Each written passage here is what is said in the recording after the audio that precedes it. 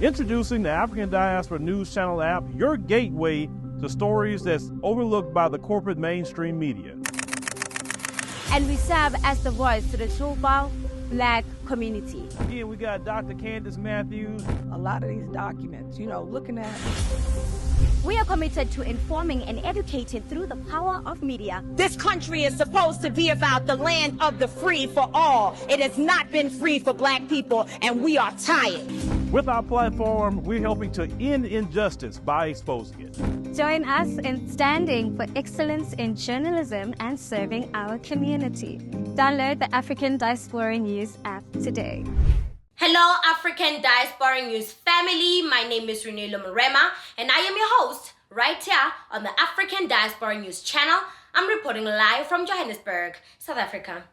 There was a discovery of an illegal racist military camp in Limpopo, Modimolle, known as the SUIDELANDERS, that belongs to the Afrikaans National Right Wing. And now people are wondering, why is the SUIDELANDERS still operating in this modern day age? The SUIDELANDERS were responsible for massacring millions of Black people and being active during the Apartheid regime throughout the southern region of Africa. And today they are training. They are setting up illegal camps everywhere. Why is that? What are they training for? What do they know that we do not know? The ongoing revelations of white supremacist ultra-right-wing paramilitary training camps operating throughout our country are deeply disheartening and disconcerting, to say the least. The latest disturbing revelation came in when the Hawks announced that such a training camp was raided outside Modimolle in the Limpopo province.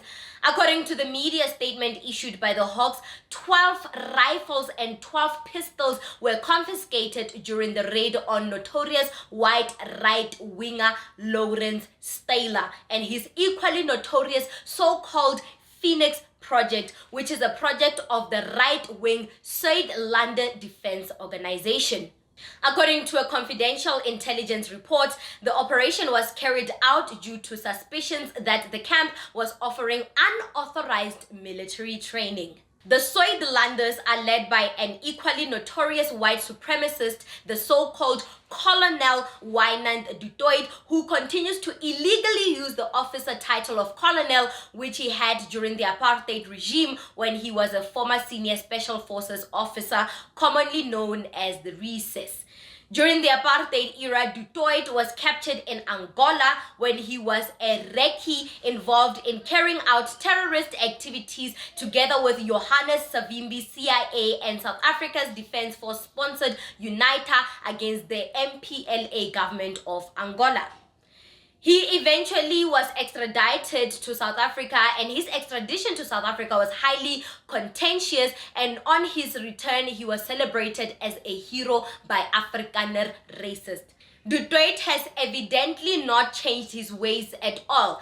Apparently, the Hawks found Steyler together with 2 other training instructors, one of whom is also a former recce officer at the Phoenix Project training camp.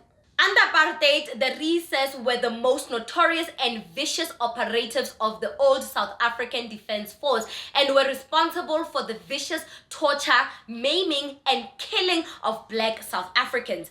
There can be absolutely no doubt that such training has only one objective, and that is to unleash violent white racist terror in a race war against Black South Africans.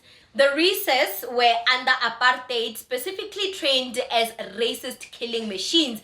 Many of them were also sent under a special cooperation program to Apartheid Israel to be trained in the vicious terror and torture interrogation techniques of the Israel Defense Force, known as the IDF, and the notorious Israeli intelligence agency Mossad.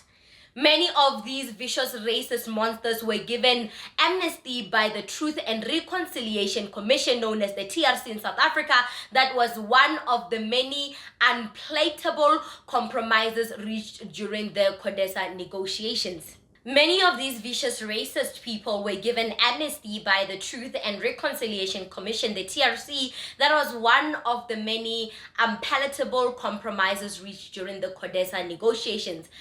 It is a sad fact that as a consequence, they now live freely amongst us and have faced absolutely no consequences for their deeds and the war crimes that they have committed. They faced no consequences. No wonder today they can continue to doing these unauthorized military camps without fear of anything, because they've never been held accountable for anything.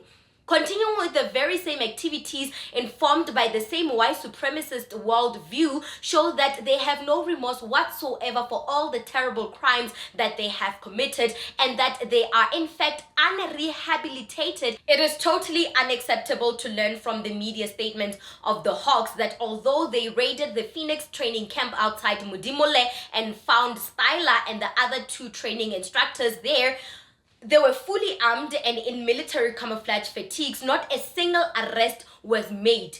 Equally disturbing is the fact that the weapons that were used in the racist training camp, although licensed with a firearms dealer in New Germany, in KwaZulu-Natal, were illegally transported to Modimolle without permit, which in itself made the presence of those firearms in the Phoenix camp illegal.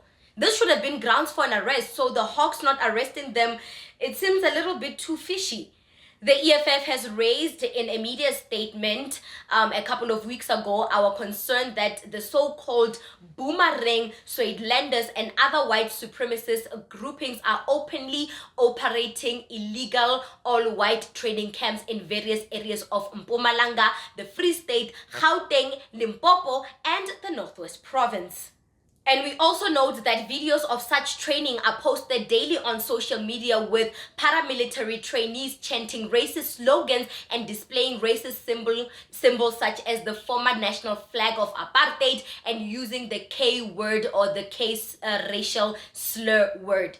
In fact, one of the videos that went viral on social media that I can't show on our YouTube platform was actually of training at a Phoenix camp outside Modimolle. The trainees captured on the video can be heard chanting the Boer kwam, meaning the Boers are coming, and shouting various racist insults, including using the K word, as I have previously mentioned. This nonsense that white racists are allowed to do as they wish must once and for all come to an end.